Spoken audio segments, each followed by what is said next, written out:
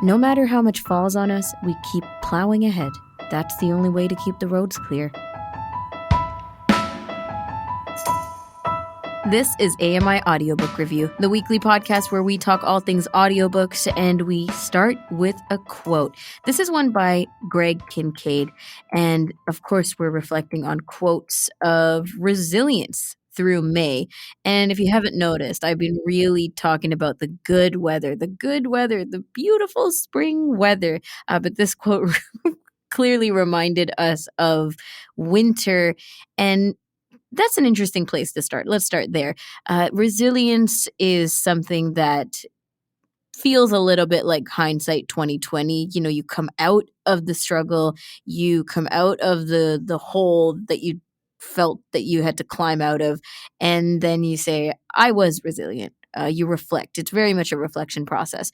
And kind of thinking of resilience in this way, where you're plowing to move ahead, is quite a different perspective of that. You know, we're not necessarily looking behind us, but we're thinking, wow, there's so much in front of me, so much blur and fog and or snow, if we're really going to get into it, that I must push through and wade through to get to the other side. So there's this kind of present moment factor in this quote that I really felt like it tapped into another realm of resilience, you know, understanding being resilient while you're in it still. And that is, of course, a struggle. And we can get into a lot of different views on that and just really talk about what mental health is and how we cope with stress and the anxieties and knowing and channeling present moment to know that this is resilience in the works. So it was kind of interesting. And I'm pretty sure I mentioned this a couple of weeks ago, but it is really the book of the month for Kelly and Company and Aamr Khan's Evening Book Club that inspired this resilience theme for the month of May. We're talking about a sports biography, and it's just the kind of storytelling that Brian Burke is telling in Burke's Law that has to do with resilience and has to do with overcoming what people may not be aware of because they see you on the podium or they see you in the team and they see you in the hockey league and you're this, you know, big athlete with so many millions of dollars under your name. But that's not all, right? Everyone has something that they're going through, the struggles, the family, the home life, the personal, and whatever else it may be. So it was really just based on the synopsis, even before starting to actually read the books, that I thought, you know what, resilience is something that's in everybody, in everything, at many, many moments of life. So let's recognize that. Now, moving on to the CELA homepage because we want to check out the featured list right at the homepage, celalibrary.ca, and it's under the second heading. The three titles that are currently up there are Sea of Tranquility by Emily St. John Mendel. This is a general fiction title. Number 2, Her Hidden Genius by Marie Benedict. This is a historical fiction. And what we checked out last week, Sorry Not Sorry by Sonia Singh, and this is a romance. So, continuing on with recommendations, this is found on the CELA blog, actually. And it's Asian Heritage Month. So we're recognizing and celebrating that with some of these recommendations. This is straight from the post. We've selected some newer titles and some older favorites in celebration of Asian Heritage Month. Canada is blessed with a rich literary community and a number of outstanding authors of Asian heritage, including Kim Thuy, Savanka Thamakansa, Niva Shriya, and Samra Habib, to name just a few. The books we've chosen for this list, and by we, I'm talking about the CELA team, include titles and authors who may be new to you, but maybe not to others, but also really great to check out some new things. So scroll through the list to find suggestions from for children and young adults. These are some of the highlights that I found on the page, and I'll give you a heads up now that one of these titles will be our pause or play for today. We Two Alone, a novella and stories by Jack Wang. The Book of Form and Emptiness by Ruth Ozeki. Homicide and Halo by Mia Pimansala. A Passage North, a novel by Anuk Aratpragazan. Pachinko by Min Jin Lee. Eyes That Speak to the Stars by Joanna Ho. And there are many, many, many more on this list. It goes on. Again, you can find this on the Sela blog. They also provide synopsis for each of the titles and tell you where the categories are coming from. So there's a lot to check out in this. And again, Asian Heritage Month, along with other things that we celebrate throughout the year for reads, for literature, wonderful, wonderful things to keep in mind. You know, even if you're not necessarily the type of person to theme out your monthly reads, I think it's a great place to start if you're just looking. And a couple of the reads that we've had in the last few months have been by Asian authors, and it has been wonderful exposure to different parts of the world, different ways of living, different histories as well, and to just expand. You know, it's expanding in a different way than you would with fantasy or fiction in general. But even if it's fiction written by people of who are different to you, you know, there's elements in there that you're learning from. Let's get to our pause or play section. We heard about some recommendations for Asian Heritage Month, and that was through our friends from CELA, the Center for Equitable Library Access. Now we're going to hit pause or play on one of the titles. The Book of Form and Emptiness by Ruth Ozeki.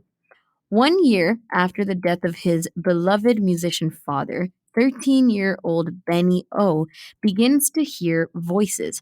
The voices belong to the things in his house: a sneaker, a broken Christmas ornament, a piece of wilted lettuce. Although Benny doesn't understand what these things are saying, he can sense their emotional tone. Some are pleasant, a gentle hum or coo, but others are snide, angry, and full of pain. When his mother Annabelle develops a hoarding problem, the voices grow more clamorous, and at first, Benny tries to ignore them, but soon the voices follow him outside the house, onto the street, and at school, driving him at last to seek refuge in the silence of a large public library where objects are well behaved and known to speak in whispers. There, Benny discovers a strange new world. He falls in love with a mesmerizing street artist with a smug pet ferret who uses the library as her performance space.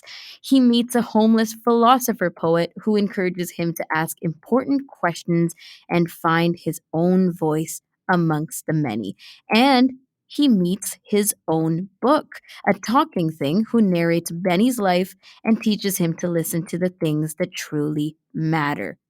We'll pause it there for the synopsis and go around the table, starting with Jacob. Pause or play on this title? I'm going to hit play on this one. That's an emphatic play. There's a lot to unwrap here. This seems very imaginative. That's the first thing that comes to mind. I really want to know more about these talking inanimate objects, like what they actually represent in the story, because it's still, there's a lot of question marks there. I want to know what the wilting piece of lettuce has to say. Me too. Why it's there? Why wasn't it eaten on time? Like, there's just so much that could be. Why? It's resentful that it hasn't been made into a salad. Exactly. I would be too if I was at wilted lettuce. No, I totally agree with you. Very imaginative. Moving to Aamr, your choice on pause or play. Definitely pause. I am very much not interested in the wilted lettuce right now. Wow. I think I would normally be very interested in a book like this, but I think the sequence that you read books is important too, in a lot of cases, in terms of what book you just finished versus what book you're taking on next. And one of the books I'll be talking about later is The Starless Sea, which is also very imaginative, also has a lot to do with libraries and books and things, which seems to be a trend right now. There's so many books about libraries and librarians. Mhm. or at least that I've come across. The Memory Librarian is another one which seems to be battered around in terms of recommendations right now. But I think I'm in terms of overly imaginative and sort of things that talk that shouldn't talk. I think I need a rest from that right now. So I'll probably press play on it later on, but definitely not in terms of the near future. Okay. Okay, so see, we heard from both sides of the spectrum. I think I'm leaning towards play. I hear definitely like the imagination, the fantasy, as Jacob pointed out, but I also hear a lot of maybe internal struggles.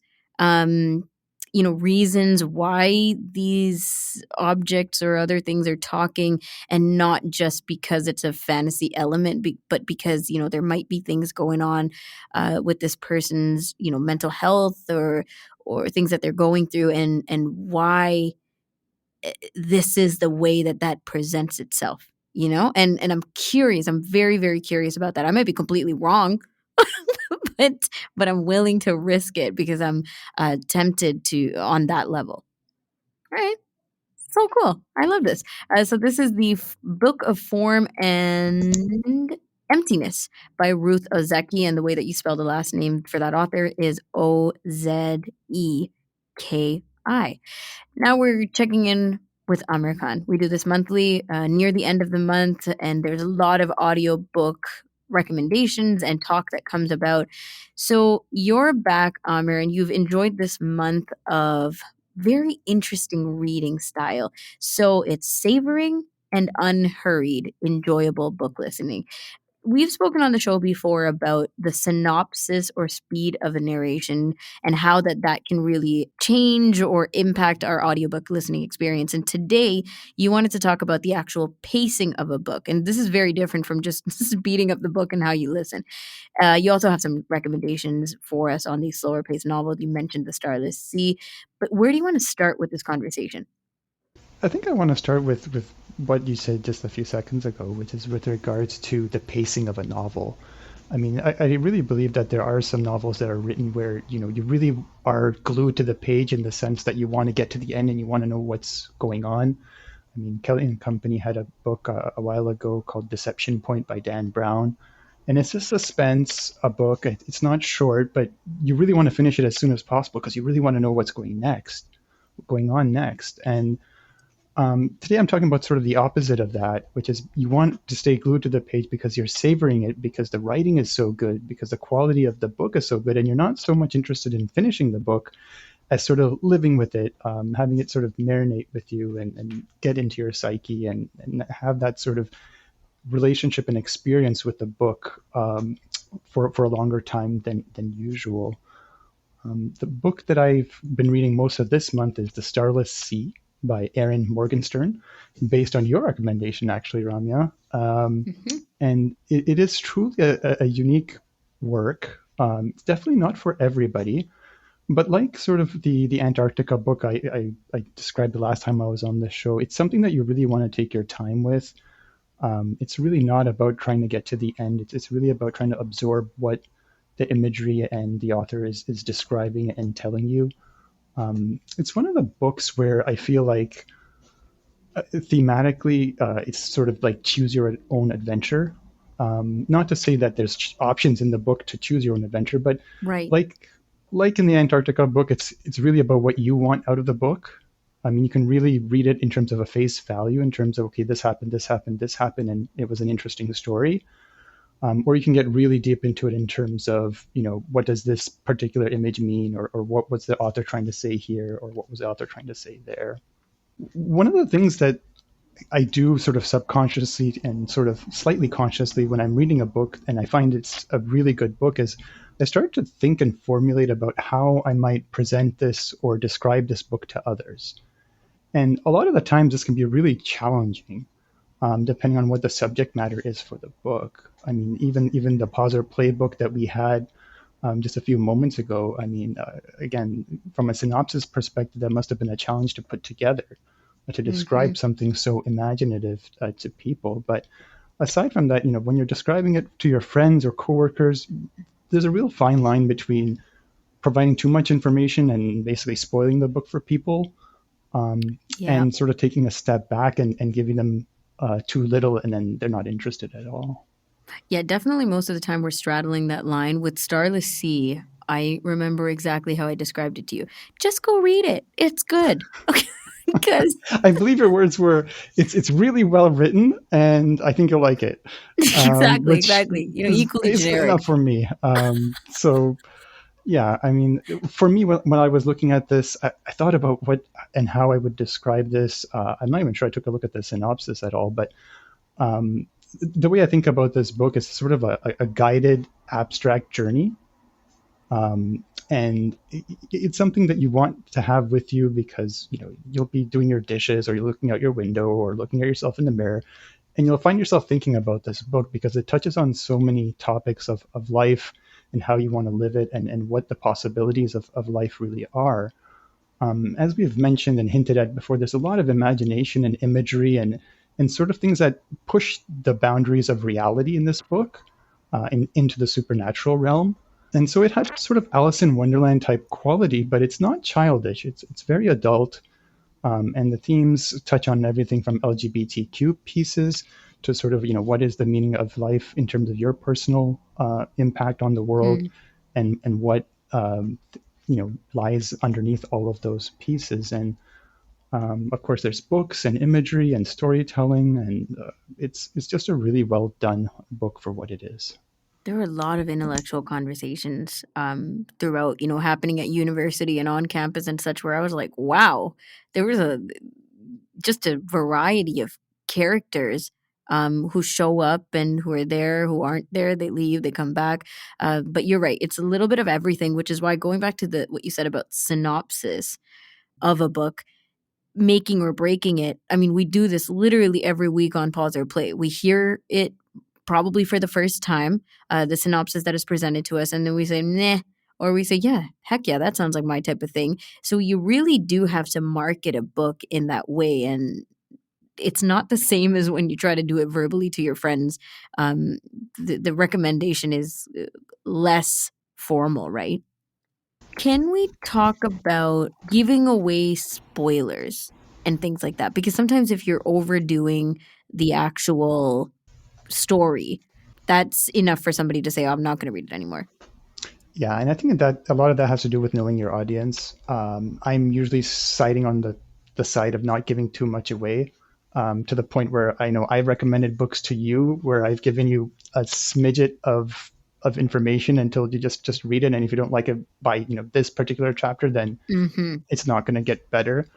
And I like to do that with certain books. I mean, certain books take a turn after some chapters, but for the most part, books are pretty linear in terms of the style, and the way it's written, and the way the storyline is going, and you can advise people sort of that way. I've done it for autobiographies too, even on the show for Billy Porter's book. In terms of I think even if you're not interested in who Billy Porter is, chapters Right. 1 through 5 are fantastic, and if you find those to be amazing, then you might want to continue with the rest of the book, or not. Okay. Let's get some recommendations for other slow reads. Again, mentions of Starless Sea already. What are some other ones you'd compare? Yeah, the other thing I do when I read books is try to think of books which were similar, and books that I would sort of attach to this book. And we've mentioned some of them throughout my time on the show, and throughout your time on Kelly and Company. And I'm going to do it in the order, I guess, of the ones I enjoyed the most. Invisible Life of Addie LaRue comes to mind. It has a darker shade to it than this particular novel, because it has to do with the devil. But again, it's one of these books where it's a lot about life and reality, and there's sort of a sprinkling of supernatural pieces just to make it interesting enough for you to keep going, and sort of bolster the storyline. Um, Three Daughters of Eve is also in that sort of category, which I would put in sort of the box set of these types of novels. Uh, the imagination is a little bit less. It's a lot more reality, but there are sort of a tinge of supernatural events with that book.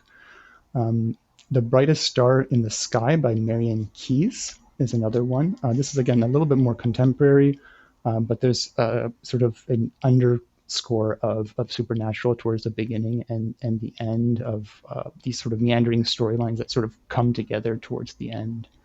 And I'm curious, okay, so from what we've had so far with these 3 recommendations, I have read all books, yes, that you've mentioned, and I think it's a difficult task to find the similarities of some of these. Now, of course, it depends on the type of reader you are, right? Like you said earlier, I like that concept of, choosing your own adventure, reading it the way you want to read it, picking out what you would naturally pick out. For Yeah. me, The Brightest Star in the Sky was completely not at the same type of reads as the other ones, but for you it was. So I'm curious about that.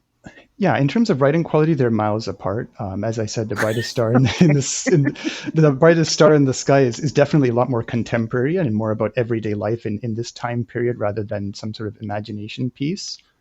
But in terms of taking your time with the book and a slow read and having sort of a tinge of the supernatural, I think they fit together that way. Would I put them together on a bookshelf? Probably not. But definitely, The Brightest Star in the Sky is a lengthier read, as well as something that you should probably take your time with. I called it a bedside read when I actually read it myself. Yeah. And there's some books that that you want to take a chapter at a time and sort of go to sleep and then think about, and you're not in a rush to finish.